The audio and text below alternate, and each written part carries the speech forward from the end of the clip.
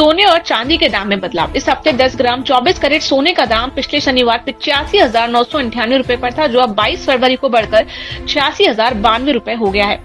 इससे सोने के दाम में 94 रुपए की बढ़ोतरी हुई है, जो बाजार में सकारात्मक रुझान का संकेत है। वहीं चांदी के दाम में गिरावट देखी गई। पिछले शनिवार 97,953 रुपए प्रति किलो पर उपलब्ध चांदी अब 97,147 रुपए प्रति किलो पर आ गई है। इन परिवर्तनों से निवेशकों की रुचि में बदलाव आ सकता है, क्योंकि महंगे सोने के मुकाबले चांदी को अधिक सस्ती समझा जा रहा है।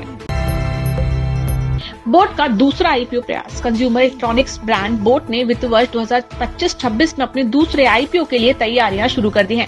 कंपनी ने confidential draft rate hearing prospects file करने की प्रक्रिया आरंभ की है, जिससे इसे लगभग 2,000 करोड़ रुपए जुटाने का लक्ष्य हासिल करने में मदद मिलेगी। बोट इस आईपीओ को $1.5 बिलियन की वैल्यूएशन पर लॉन्च करने की योजना बना रही है। ये कंपनी का दूसरा प्रयास है, जब पहले 2022 में इसी दिशा में कदम बढ़ाया गया था। बैंकिंग क्षेत्र में आरबीआई की कार्रवाई। रिजर्व बैंक ने हाल ही में बड़े कर्ज से संबंधित निर्देशों का पालन न करने और क्रेडिट सूचना कंपनियों को जरूरी जानकारी देने में देरी करने के कारण सिटी बैंक पर 39 लाख रुपए का जुर्माना लगाया है। इसके अतिरिक्त JM financial home loans limited पर भी 1.5 लाख रुपए का जुर्माना लगाया गया है। साथ ही आशीर्वाद माइक्रो फाइनेंस के खिलाफ भी आवश्यक कार्रवाई की गई है।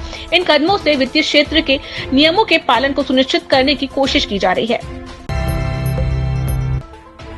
अडानी ग्रीन एनर्जी की सौर परियोजना का शुभारंभ। अडानी ग्रीन एनर्जी लिमिटेड की इकाई ने राजस्थान के जैसलमेर में 250 मेगावाट क्षमता वाली सौर परियोजना का परिचालन शुरू कर दिया है। इस परियोजना के चालू होते ही कंपनी की रिन्यूएबल एनर्जी उत्पाद क्षमता में उल्लेखनीय वृद्धि हुई है, जिससे अब यह 11,916.1 मेगावाट तक पहुंच गई है। ये पहल न केवल कंपनी के लिए बल्कि क्षेत्रीय ऊर्जा उत्पादन के संदर्भ में भी महत्वपूर्ण मानी जा रही है, क्योंकि इससे स्वच्छ और हरित ऊर्जा के क्षेत्र में योगदान बढ़ेगा।